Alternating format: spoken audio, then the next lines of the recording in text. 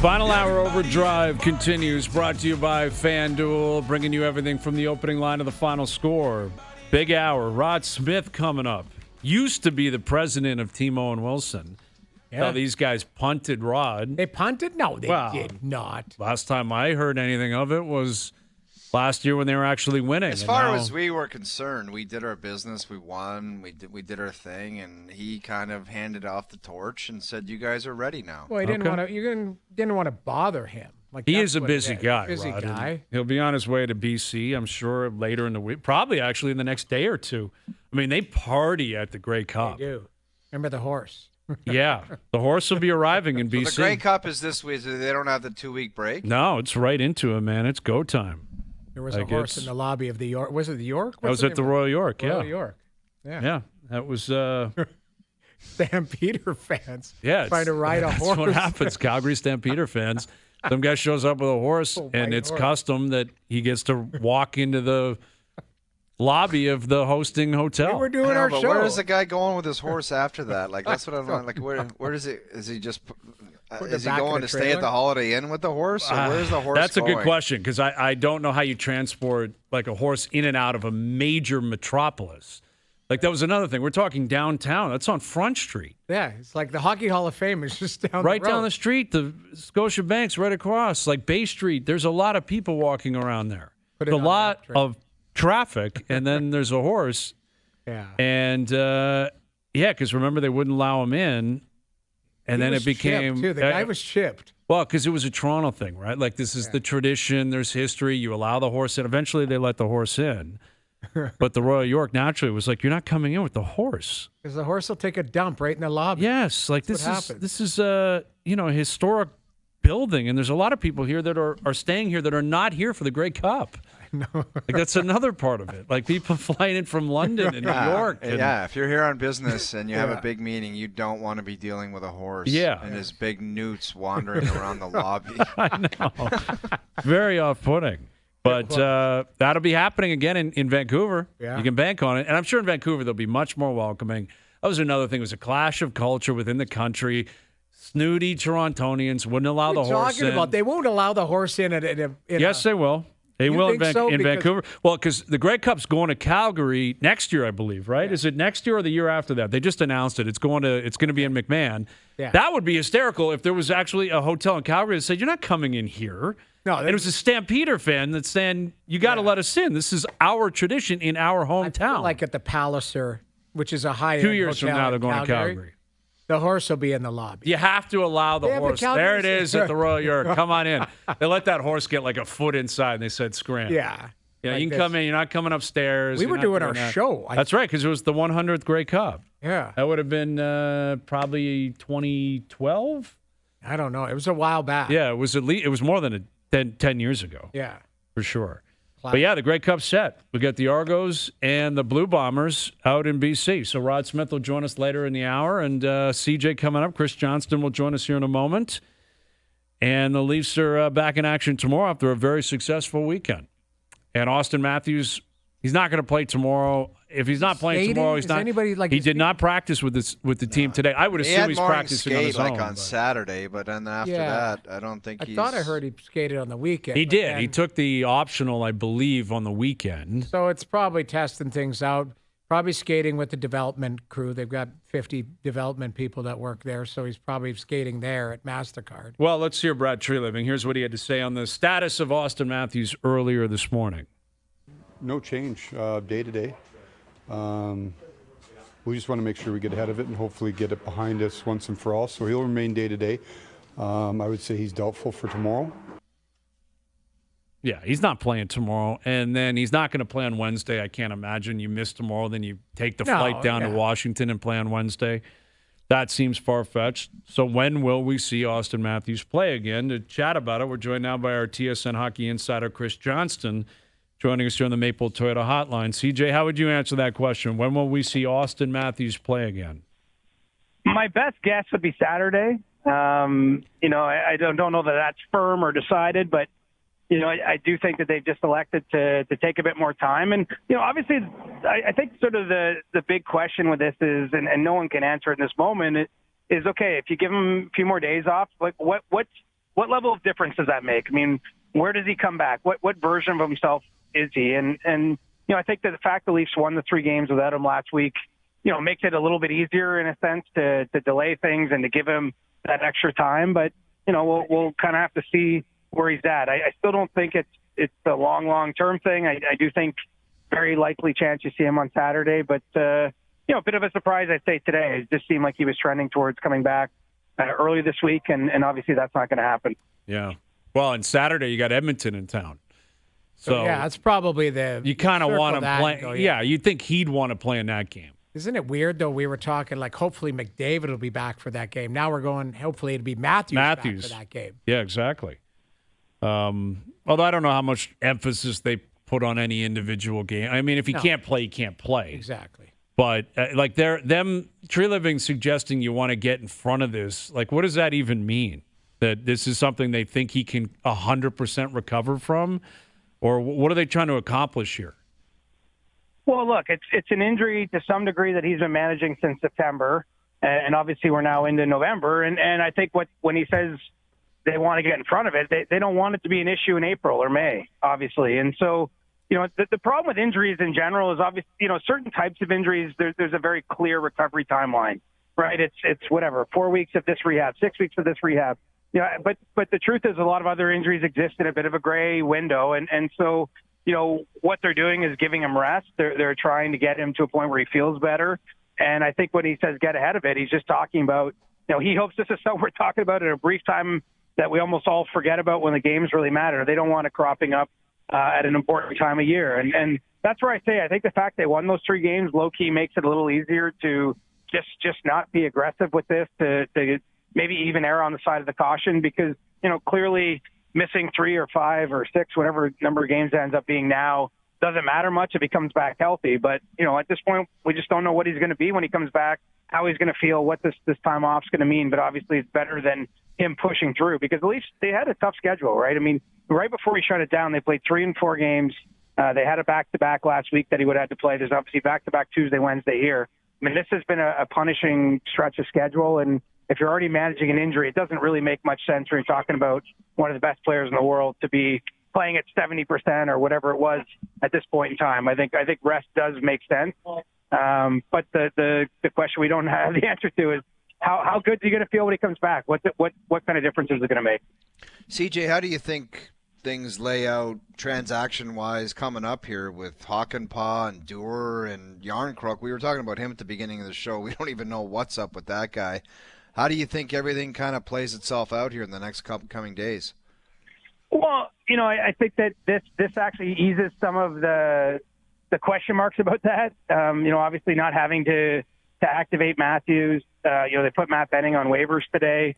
I think it does give them some room to juggle things without having to necessarily take someone else elsewhere off the active roster. So, they're probably in a good spot that way. The Leafs issues have not been cap related, I would say, the last little while. Ever since the Liljegren trade, they've had cap room to manage the roster. It's more been about having 23 active players. But with Pacioretty getting injured, Matthews not coming back at this point in time, I don't think there's anything imminent in terms of further changes there from a roster standpoint. But they're juggling a lot of guys. I guess the wisdom in that comes through when they have injuries and they're able to continue on with the lineup and keep winning games. But at some point in time, of course, they might be squeezed and end up losing a player or two from the depth side of the roster. What is your understanding of the Pacioretty injury? And when they say week to week, how quickly can that turn into month to month? Like, what are we talking about here?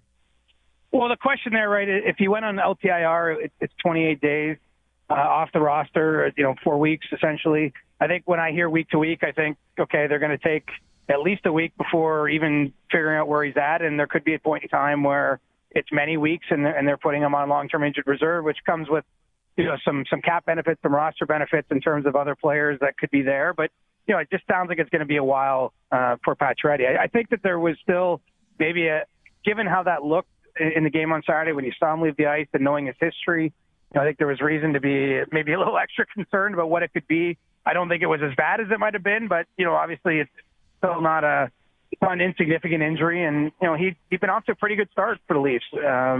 So, I think I think it is what it is in the sense that it means you're going to see him for a little while, but I guess it could become a month or more, but they weren't prepared to say that at this point in time. And so I think there's still at least some hope.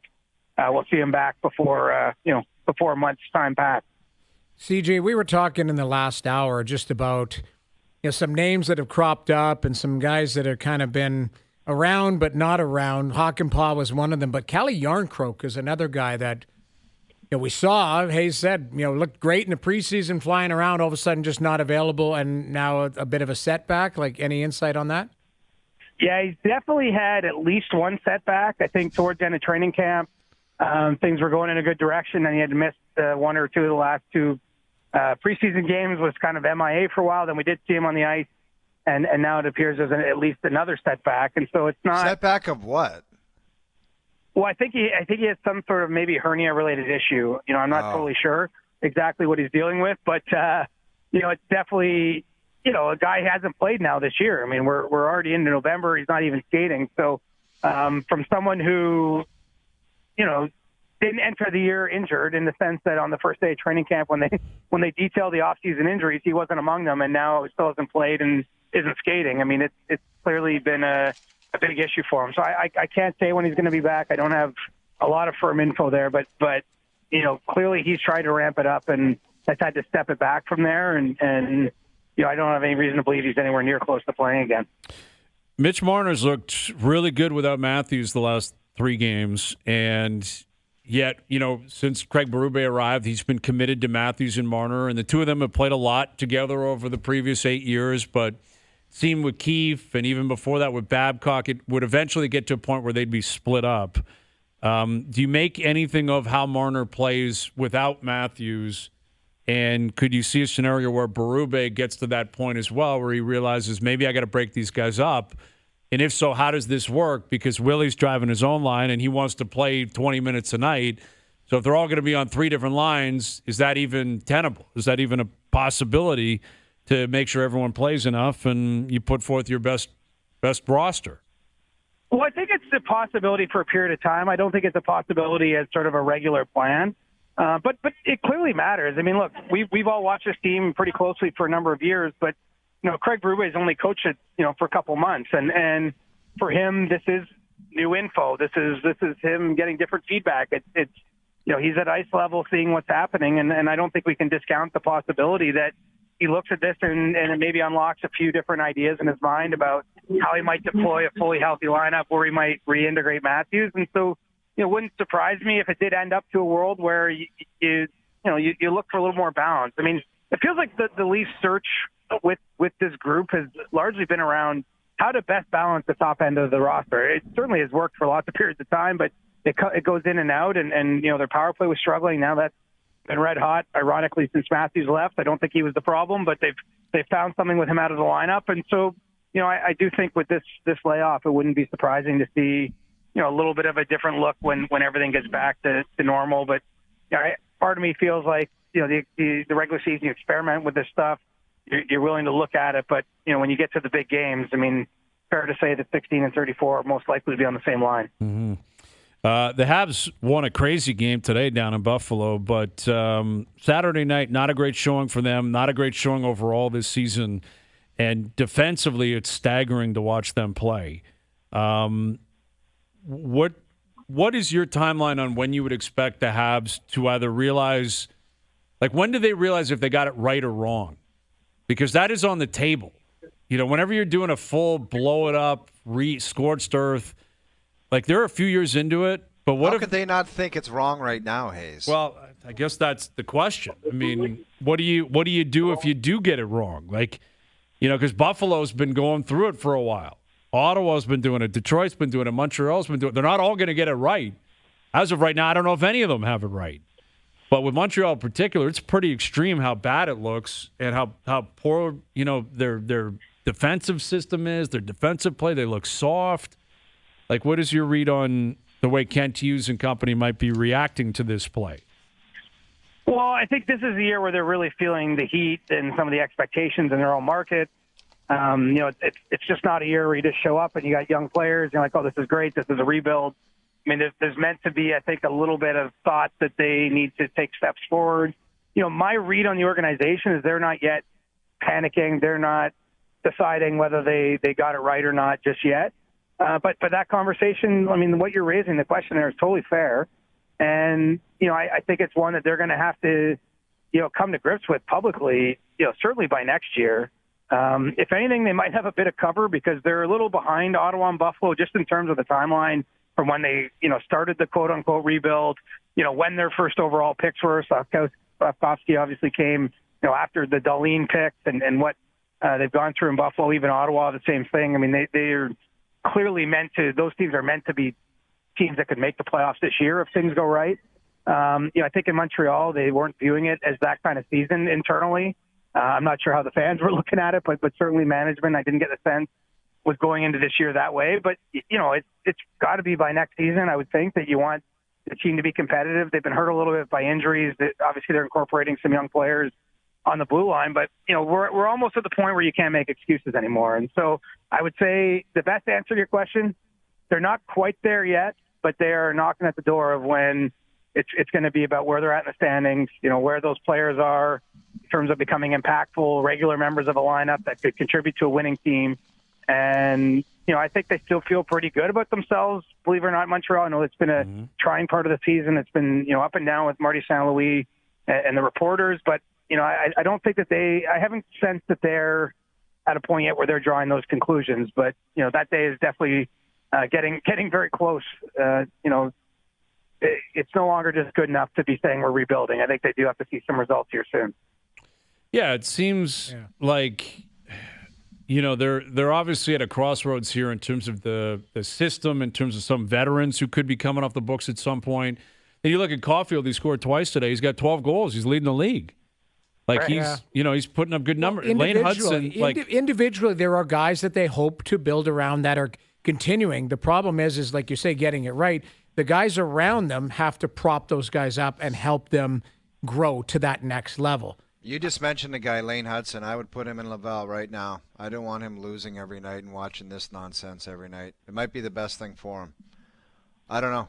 He's not like he's dominating offensively in the NHL. Let him go play and dominate in the American Hockey League and be the best defenseman in that league. They're playing him a ton of minutes, man. He's playing like 25 minutes a night. It's wild. I don't mind that, though, but you got the luxury to flip-flop him, too. Like Slavkovsky played some games in the A. You don't have to put him down there right now. If it continues, maybe a month from now, you can do that. And I think there's still a process to allow him to settle in and play some games and give him 20 games, see what that looks like, see how he feels, see where he's at, and then you can flip-flop him if things don't continue to get better, or if the team doesn't take a little bit of a more stabilization approach. Then you do have him being 20, you can put him in the A, and there's no waivers, there's no circumventing anything. He can the go biggest down thing there. is, Jamie, it's not a failure. Like if that happens, it's not a failure. It's not because everyone's like, give it to me now. And they even said it preseason, if we put this guy in the minors, the fans will go nuts. Well, maybe he's got to go down. I don't know. Well, the kid's whatever got 10 it is, they got to do the right thing games. with the kid because he's going to be a big part. Yeah, he's got to work. It's like Mitchcock in Philly. That guy, it's got to work. Right. Like he's got to be a building block for your team. Tortorella scratched him. You know what I mean? Like there is a process with these guys. Now you got to go back with him, give him an opportunity. Like I say, I think O's onto something as far as placing him in a situation where doesn't hurt his development. But keep in mind, like he needs to play a lot. He's playing a lot at the NHL level. If there's a point where you feel like he's being overwhelmed or it's just not a good environment for him, then you put him somewhere. Go ahead, CJ. Sorry, CJ. Sorry, I literally just bumped into someone on the street, so that got me all rattled. I missed the last point. It was a great point. It was an unbelievable point. You missed a phenomenal best point of the show, I bet. I just missed it. No, we were just talking about the flexibility with a guy like Lane Hutson, that if the Habs continue on a poor trajectory, they've got some flexibility to put him in the AHL to kind of shield him away from that. Right. And I do agree with what you're saying. It's not a failure if that's what happens. It's not to predict it will. But, it's not a straight line for most players to jump from junior hockey, or in his case, the NCAA, and being an NHL star. I mean, there can be some twists in the road and a different path. And we've seen lots of players go through it. And so, I think the tough thing is when you have so many young guys as they do, it's hard. They're on sort of individual path, but it's a collective path. And, they try to bring in some veterans. Patrick Laine, of course, gets injured in preseason.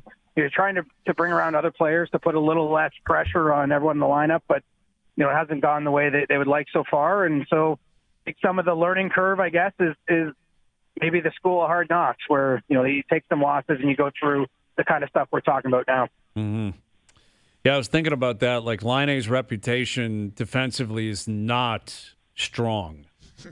And, No. like, the idea that was the guy you were getting in the offseason that was going to, score goals. And offense has been an issue for Montreal, but I think what's been glaring for most people watching them this year is the defensive breakdowns. And Laine in a system like this, I don't even know what that's going to look like. Hayes, I don't look at it. I look at the whole thing. Like, at times I've looked at it and I'm like, man, that's the whole operation. It's one night it's goaltending, and then the forwards look like they're not good enough to score, and then the defense can't keep it out. They just take turns, which ultimately means if it's one thing after another, it's generally not good enough. Like, it's not. Yeah, that's the issue they're in right now. I mean, I don't know. We'll see where they're at as the season goes on. And, they're Marty St. Louis, though, I got to think he's going to start to be coaching for his job. Like, I don't think that's happened now. And based on what you said, CJ, the front office doesn't see it that way. But I don't think it happens this year. I think it happens next year. Like going into next season? For Marty, yeah, for St. Louis. I just don't see a scenario where he loses his job this season, because I think the expectation was not to make the playoffs. Right. It's just to try. I don't see a scenario where the expectation was like, hey, you got to get us to the playoffs, and if not, your job, you're coaching for your job. Yeah. But I think it's a year from now. If Caulfield gets 40, if Suzuki gets 70 points, if Slafkovsky takes another step, if Hutson gets 35 points, 40 points, like, you've got to get these kids to the next level. And some of his roster construction, some of his coaching, but I don't think the expectation, they're kind of right where everyone thought they were. Yeah, more or less probably where they thought they'd be. But I just don't see a scenario where it's like, unless a top tier coach gets fired, like if there's like a rock star coach that, or it's a mercy thing, like you lose 10, 11 in a row, and they're like, this is just so ugly. Which I don't anticipate that'll happen, but CJ, like, this is one I would guess your radar's going off. This is usually around the marker first coach of the season gets fired, right? Like, this is kind of around the wheelhouse, 15 games in. For sure. I mean, sometimes it's before this point. I think the one thing that's happened, we've had so much changeover in the last year. There's probably that the hot seats aren't as hot in some places you might think, but I mean, let's call it as it is. An average coaching life is about 2.5 years at this point. Yeah. And so, there's a few coaches out there that fall into that category, whether we're looking at Boston, Detroit.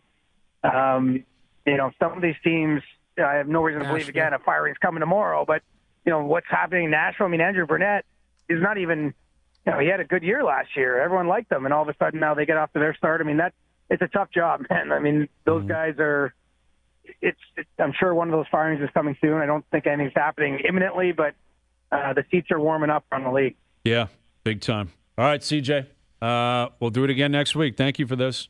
Okay, guys. Have a great night. Chris Johnston joining us here on the Maple Toyota Hotline. Check out Maple Toyota's huge truck and SUV lineup, including Tundra, 4Runner, Highlander, and Grand Highlander in stock and ready to deliver. Visit mapletoyota.com. You guys notice CJ's never at home? Never. He's always walking around with sirens and horns and Was street cars. He might be out for his daily run. Has he missed? No, a run he's in like probably 4? on his way into the Hall of Fame or something. That's probably where he is. He's probably at the Hall tonight. But he is never in a quiet room in his house.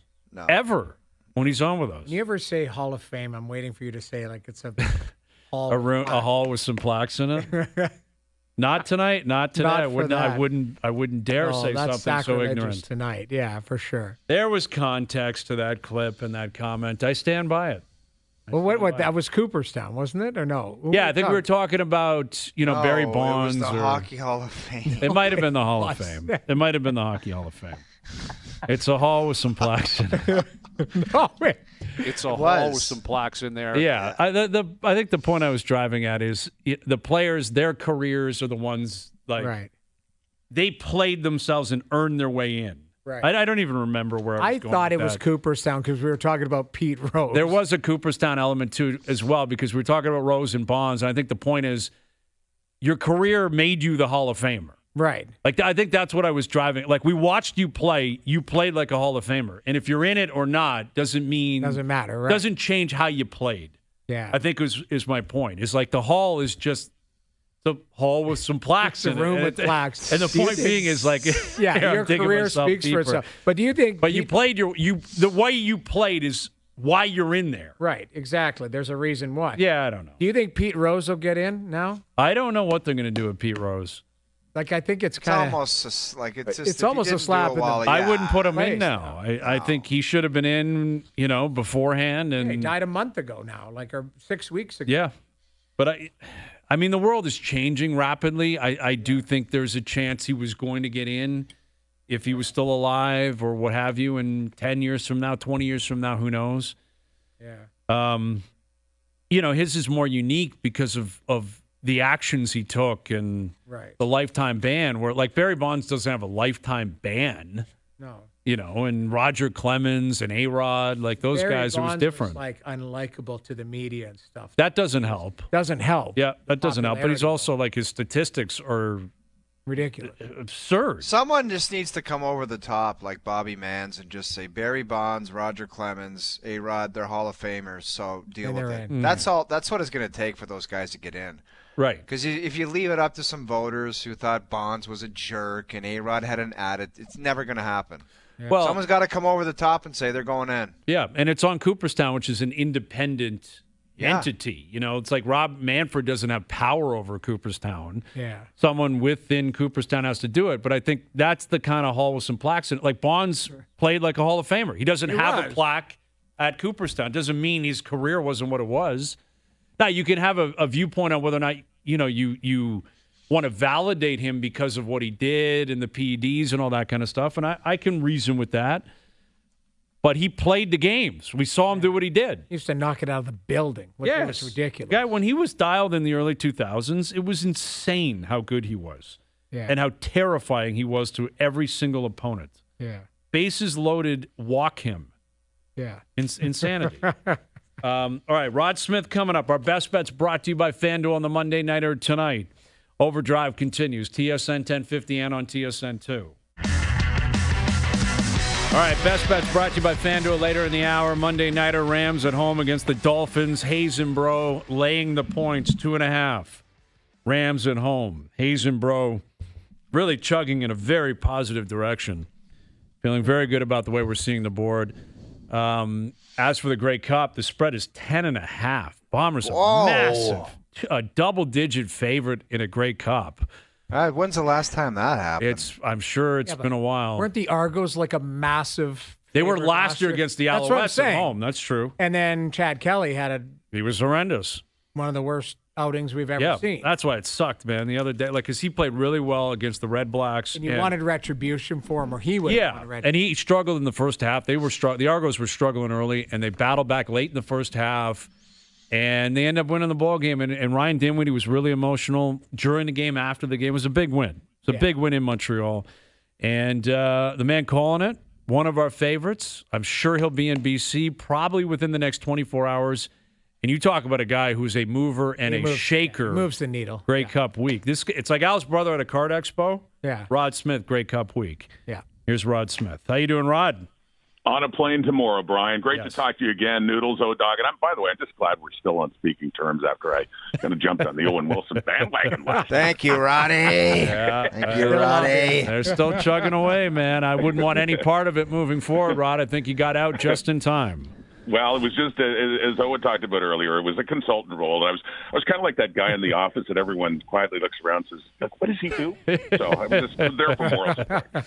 Well, they're going to need more than moral support, the Argos, this week, aren't they? I mean, it's a real blow that Chad Calle, gruesome injury, too, man. That was tough to see him try to get up, and he tried to hobble his way out of the scrimmage, I guess. And, it was ugly, but Nick Arbuckle got in there. He got the job done. They closed the game.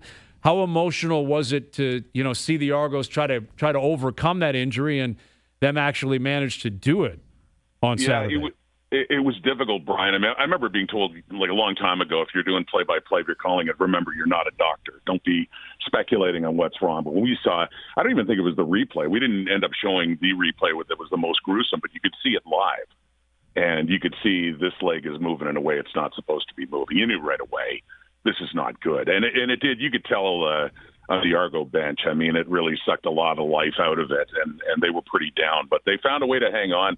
I think fortunately for them, from a football perspective here, they were leading. They were in position to go up by a couple of scores, which they did, and they were able to hang on and get that victory. But I mean, yeah, it does. But I'll tell you, a big point spread, and I get it. I understand. Winnipeg will be heavily favored now. But these two teams in the regular season, Toronto won them both, by the way, won one of them without Chad Calle, and both of them were low scoring. One, I think, was one went 16-14 in overtime. That was the one without Chad Calle in it, and Arbuckle played most of that game. And then the other one with Calle in Week 19, that ended up, I think, 14-11. Toronto won. So low scoring, defense was big, turnovers, things like that. So, hey, you never know. I mean, that's the one thing I've learned in this, and in all sports, of course, but certainly in all my time covering the CFL. You think it's going to go one way. It doesn't always go that way. Well, we referenced last year, against the Alouettes in the Eastern Final, and after they had a historic season, the Argos, they win 16 games, and it went up in flames. It was an awful performance. Yeah. And they talked about it all season. We're looking for redemption. Did they get that over the weekend, or do they need to win a Grey Cup to completely redeem themselves from what happened last year? I think they kind of got it because they're going up against a Winnipeg team that's probably still sour that they lost to the Argos. Right. When they were looking for 3 in a row 2 years ago. I mean, Toronto was an underdog then. I think a lot of this was between them and the Alouettes. And the way it happened, too. I mean, last year, it was not. It was Kelly's worst game. He threw 4 picks. They turned it over and downs a few times. They turned the ball over 9 times in that game a year ago, and the Alouettes only won. So they kind of flipped the script. They were good at forcing turnovers in this one, and it was Montreal that was fumbling it away when they were within range of at least a field goal. They left a lot of points off the board. So I think they did that way, and I think they did get their measure of revenge against the Alouettes with the best record in the league this year, just like they did a year ago. But this time around, I think even with Chad Calle, I don't know if the redemption tour necessarily meant having to beat Winnipeg in the Grey Cup. I think they have to be satisfied at the very least. I know they want to win the game next Sunday, but at least doing to Montreal what Montreal did to them a year ago. Roddy, any organization, when you get it turned around, everyone's been talking about rebuilds when a team's good, what the expectations are. Like Winnipeg fans, they got to be pretty happy with this stretch the last 4 or 5 years they've had with these Blue Bombers. Like it seems like their coach, the quarterback, all of it put together, like they've gone on quite a heater here. They really have, and it's I don't care what sport you're talking about. If there's a salary cap involved, then it becomes really hard to keep your best players.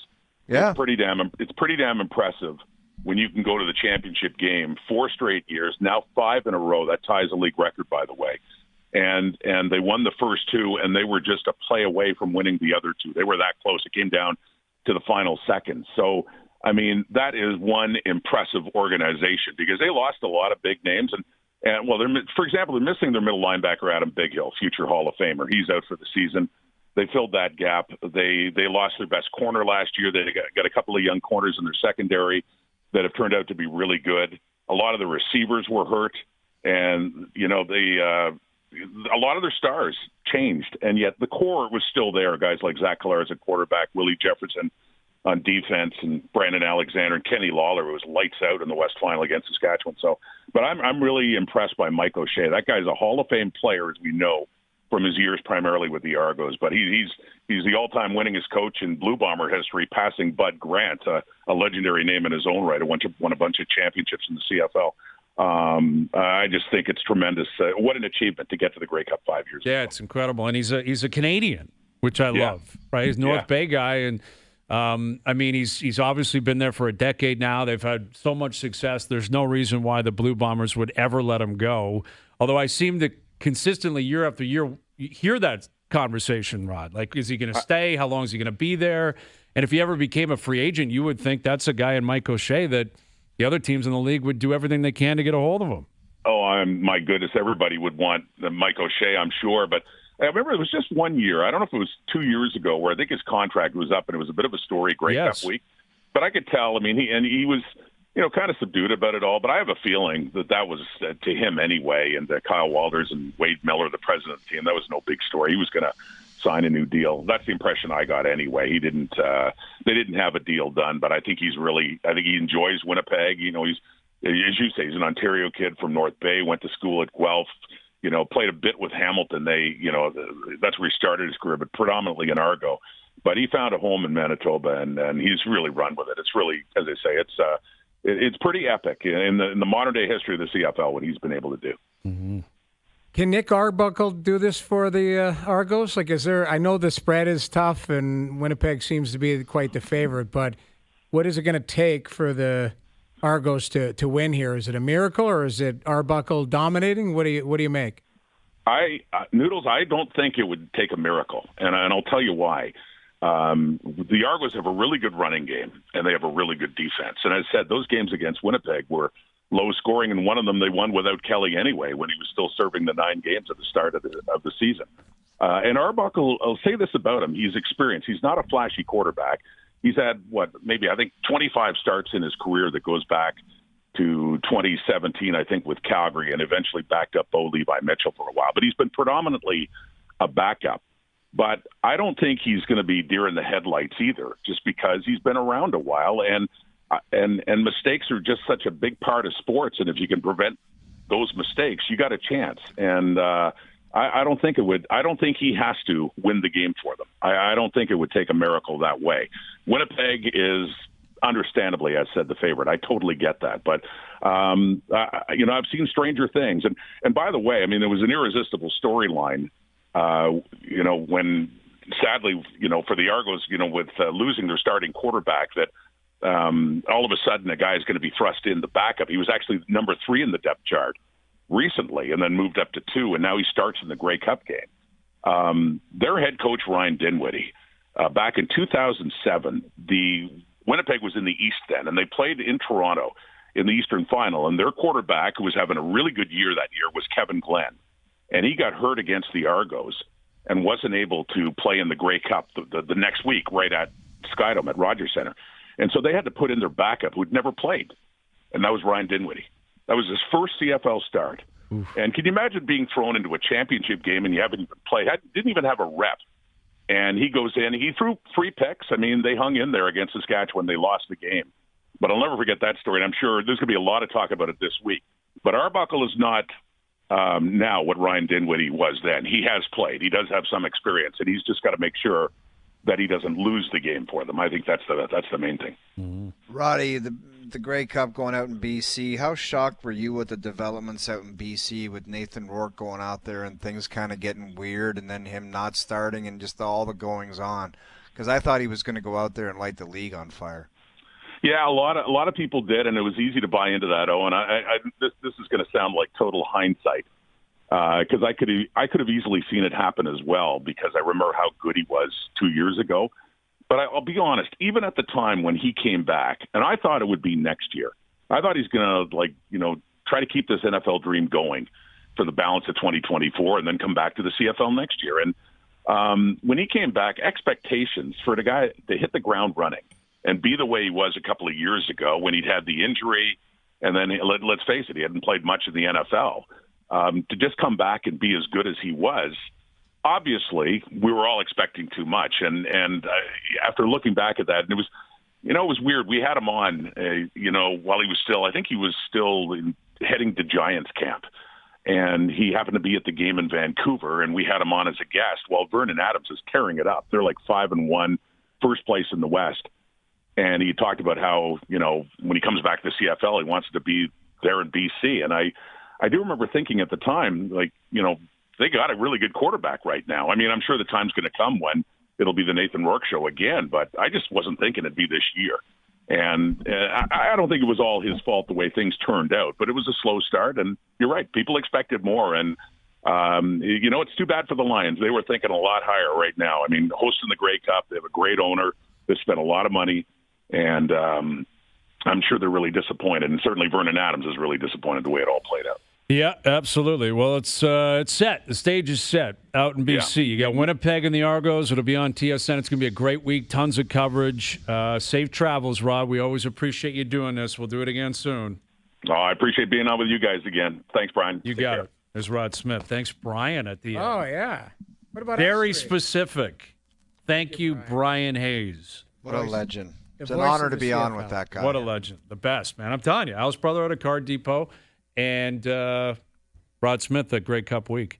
True. Like, it is legendary. I'll tell Rod you, Smith at the Grey Cup. I had a drink with him one time at Joey's. It was pretty cool. He's the best. This was like early in my TSN tenure. Like, met out, I don't know how it came about, but like he joined us for like a whiskey or something. It was pretty. He walked in, like there was like a hush when he walked in. Absolute legend. Legend. Rod Smith. Good guy. Yeah, we love Rod. He's an awesome guy. Loves football, loves the CFL. It's going to be a great week. It's going to be a great week. And the Argos, again, it's a big spread. But as Rod said, they've had success against Winnipeg this year. And Arbuckle's going in there. Just don't throw away the game. Yeah. Try to avoid turnovers. Give your defense a chance. Give your run game a chance. Special teams to show up. Keep it close. See what happens in the fourth quarter. Yeah. That's the game plan. That's what you're open for. And if you're the Bombers, Mike O'Shea, you're looking for redemption on what happened a couple of years ago. I've missed this. Is there who's the halftime show? The Jonas Brothers. Really? Yeah, the Jonas Brothers. The Twisted Tea halftime show. You haven't seen the 7,000. I guess you're doing the games, but there's 7,000. There's a lot of advertising. So I'm in between periods. Like I have to go do my thing, right? Yeah. So the Twisted Tea halftime show. The Jonas Brothers. They're good. They're gonna have that place rocking, man. Well, it was Green Day last year, and Green Day was really good. Yeah. That was Shania Twain. Remember Shania a couple years ago? Ottawa. That was outstanding. It was outside. It was cold, but she was like, let's dial this thing in. Amazing. Yeah. Although there's like some online chatter about her having some work lately. She doesn't even look like her. I don't know. I haven't seen I haven't seen Shania recently. But she was the last time I saw her. I walked by her concert in the finals. She played outside Rogers Center. Remember, she met the Oilers afterward. Oh, yeah, that's right. High-fiving McDavid and pictures and all that. Yeah. It was like game, whatever it was, 4. Okay. But she played a concert outside Rogers. That's right. That's the last time I saw her. The Stanley Cup Finals. Yeah, it was in the finals. Man, she had a prime run of like 2 or 3 albums that were off the charts. Yes. Yeah. Yeah. Like peak Shania is a first ballot Hall of Fame. It's a vibe, peak Shania. It was a phenomenal peak, and she's still great. Like she's still crushing it, man. Yeah. So there you go, Shania Twain. But yeah, the Jonas Brothers will be doing their thing. I like them. Yeah, they're pretty good. They get some hits that you know of. Oh yeah, big time. They get some good tracks. Talented brothers. Yeah, it'll be good. All right, more on that throughout the week. Argos back in the Grey Cup. Come back with our best bets brought to you by FanDuel. Tyreek Hill will play tonight. Tyreek Hill is going to play tonight. I don't think the line's going to move one way or the other, but Rams -2.5. We'll get to that and more. Overdrive continues. TSN 1050 and on TSN 2. So let's get all right, today's best bets are powered by FanDuel. Make your picks and assemble a same-game parlay in seconds on the FanDuel Sportsbook app. You know we're on the Rams -2.5 tonight. Lock it in. Matthew Stafford over 253.5 passing yards tonight. And Puka Nacua over 67.5 receiving yards tonight. I think Puka and Stafford are going to go off tonight. I think the Rams are going to go off. I think it'll be a good game. I think you might see a lot of offense tonight. I think the Dolphins realize like their season, it's probably over, but it's certainly on the line. I think it'll be a good ball game, but that parlay paying plus 370. Today's best bets powered by FanDuel. FanDuel is the home for popular parlays this NFL season. Please play responsibly. 19 plus, physically located in Ontario. All right. So we got the Monday Nighter tonight. You got the Hall of Fame induction tonight. It'll be awesome. Yeah. They still just did not want to have no hockey games tonight. Like, just don't have any games tonight. There's a lot of games. There's 5 or 6 games tonight. It should be just quiet in the league. No kidding, because a bunch of executives want to be at this event to support people that are going in. Mm-hmm. Yeah. Well, I saw, or they were reporting over the weekend that the Habs, because they played an afternoon game, a lot of them are coming up that played with Shea Weber.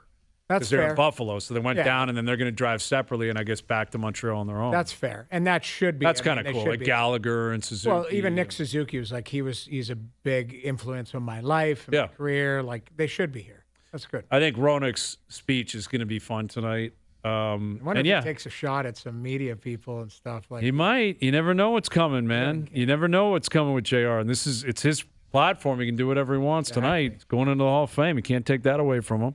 Yeah. And, that's on TSN tonight. The Monday Nighter on TSN. Yeah. Raptors continuing their roadie. They lost twice again over the week. They are dead last in the NBA through 11 games. I don't remember the last time that was the case. But it's not don't good. say making it close every game. No. Well, they got smoked last night. The second half, the Lakers just said move. Out of the way. But I'm well, you see, Bronny got sent down, right? Yeah, Bronny's playing home games in the G League. He's not traveling in the G League. What? You gotta be kidding Only me, dude. home games, so he doesn't have to travel. That's a fantasy camp for It that is. guy. It is. It's literally a fantasy is. camp. He's part of a saying now. Every time someone's getting beaten up, or like a team's losing, they're like, "You beating them so bad, they're bringing in Bronny James." I know. They're putting in Bronny. Like Let's it's hope a the part of a Raptors joke. don't have to Raptors might be looking to get Bronny in there. Anyway, all right. Good stuff. Thanks to everyone behind the scenes for helping out. We appreciate it. Everyone for tuning in today. TV, radio, podcast, web. We appreciate that. We're out of here. Enjoy your evenings. Enjoy the games tonight. We're back tomorrow at 4 p.m. We'll chat then.